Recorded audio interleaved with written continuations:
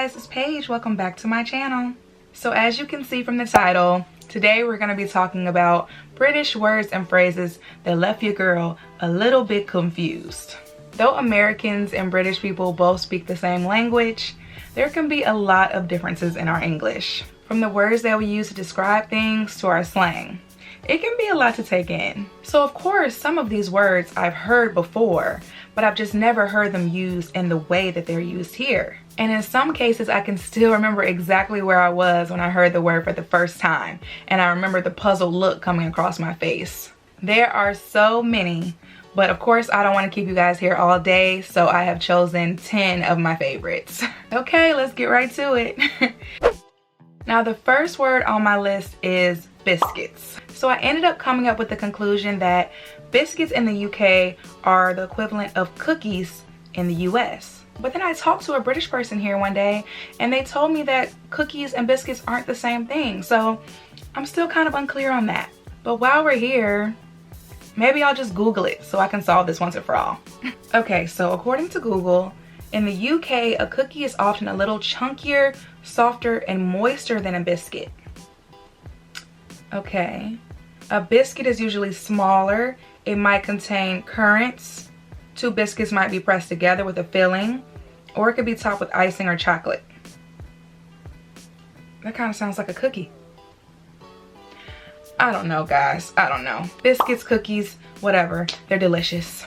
Okay, so the next word is torch. So I learned this word when I was actually at the Ari Lennox concert with my flatmate last year. I think one of us dropped something on the floor. I don't know. It was dark in there. And she said that she was going to turn on her torch.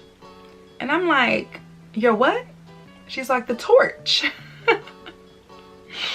Come to find out, they say torch here instead of flashlight. Y'all, this one had my mind spinning because I'm like, wait. To me, a torch is like in the medieval times or something when you're, walking and it has the fire coming out of it. That's a torch. Like, a flashlight is, y'all get what I'm trying to say. But no, she showed me on her iPhone, on an American iPhone or smartphone where it says flashlight, hers says torch. It says torch. I could not believe that. So the next words all pretty much mean the same thing, so I'm counting it as one. And it's pang, buff, and fit. So pang, I had never heard of that word in my life before I got here. And then fit and buff, when I thought of those words, I just thought of like someone who was like fit or muscular, somebody that works out. But no, pang, fit, and buff all mean that you think the person is attractive. And I don't know, I guess I never would have put that meaning with those words. But I quickly learned that if I was ever called those words, I should be flattered. Next is quid. Quid is actually slang for the pound sterling, the British currency. So people might say, yeah, I only have 10 quid on me, or I only have 5 quid. And I remember asking a friend, like, what is quid? And they were just like, same thing. Pound, quid, same thing.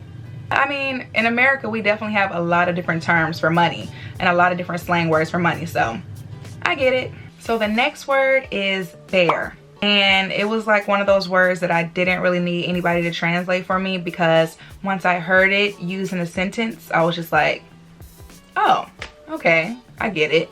So the bus was like packed one day, right? There were barely like any seats left at the top. So a little boy came up. He had his like school uniform on and stuff, and I guess his friends were still at the bottom, and he yelled down to them like, nope, can't sit up here, it's bare people. So bear means a lot. I may be confused for a second, but I usually catch on quick. I'm sure you can use it for whatever, but I've really only heard people use it when they're referring to people.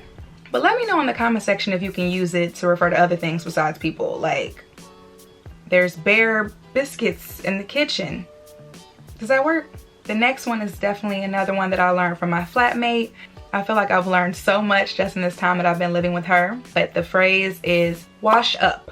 So this is actually a funny story. Basically, I think I was sitting on the couch one day or in my room. I don't remember where I was. But my flatmate told me that she was about to wash up. So I was like, okay. I don't know why she needed to share that with me, but Cool. Because where I'm from, wash up means you're about to go bathe yourself. Like you're washing up. So I was very confused. No, I was in my room. I was in my room because I remember hearing it. All of a sudden the kitchen sink turned on. And I'm like, I know she's not about to wash up in the sink. I remember just sitting there like, she said she was about to wash up. So why is she turning the sink on in the kitchen? Y'all, you guys, wash up here means that you're about to do the dishes. I have never used that to describe washing the dishes. I just say, I'm gonna wash the dishes. If I told someone at home that I was about to wash up, I think they would think that I'm about to bathe. Let me know. What would you think that that meant? That was definitely a moment that had me very, very confused. So my first time hearing the next two words were actually on Love Island. My followers convinced me to watch the last season and I was hooked instantly. And there were definitely some words used on there that I was like, what are they talking about? So the first one is snog. Because I was watching the show and I saw what was going on, I was able to put two and two together, but I had never heard of the word snog in my life. A snog is a kiss, and people were always snogging on Love Island, so I mean, I caught on that one quick as well. Okay, so I also learned the next one on Love Island, and it is mug or mugged off. And from my understanding, it just means that someone like played you or dissed you. I'm gonna look up the definition for that one as well, just so we can be clear. To be mugged off means that you are being made a fool of by someone taking advantage of you. Yeah, okay. And that was happening a lot on Love Island as well, so totally get it. I actually kind of like that one. I want to start using that one. Next is off license. So I remember hearing this one for the first time when I went out with some new friends, and they were saying that we should go to the off license to pick up some alcohol. And I remember just, you know, ask for clarification, like what exactly is an off license? And this is so funny, but I just want to give you guys, you know, exact definitions for everything, because I have like an idea of what these things are now, but some of the words I still don't know the meaning behind them. So an off license is a shop selling alcoholic drink for consumption elsewhere. It means that they have a license to sell alcohol for consumption off the premises, like a takeaway. So like a liquor store. You know, back in the States, we would just call it a liquor store. Like you buy the liquor and then you take it with you to go. And last on my list, I have some acronyms. And I would see these when I would be texting a British person, and sometimes I would have to Google what it meant, or I would just ask them. But yeah, one of them is KMT, and that means kissing my teeth. And that pretty much just means the person is like expressing their disapproval. So if I was like getting sassy with the person I was texting, they would be like kissing my teeth, KMT. Another one is NGL. NGL stands for not gonna lie. I've never seen that one used in the US. Maybe it is used, but I had never seen anybody write NGL, so I definitely had to Google that. Then there's XXX or XX or just one X. And I remember I was texting someone when I first moved here, and they were always adding an X to the messages they sent me. And I remember being so confused, like, what does this X stand for? What is the purpose of this X? Come to find out, it was a kiss. X means kiss, like X and O, kisses and hugs. But people here just like add X's to their messages a lot. Where, I mean, I guess I would just add an emoji, like a heart, or maybe even the kissy emoji. But a lot of people here use X. I feel like the list could just go on for days. FFS is another one, but I'll let you guys Google that one on your own. I won't say what it means. There's so many words and phrases. I feel like I'm still learning new ones every day that I'm here. And it's actually so much fun for me. I love when I hear a new word that I haven't heard of before, and just going on Google and figuring it out.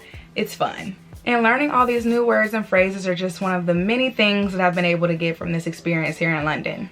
And I think that's it, guys. Let me know in the comment section if any of these words or phrases also had you stumped. And also share any words that you learned if you've ever spent any time here in London or the UK in general.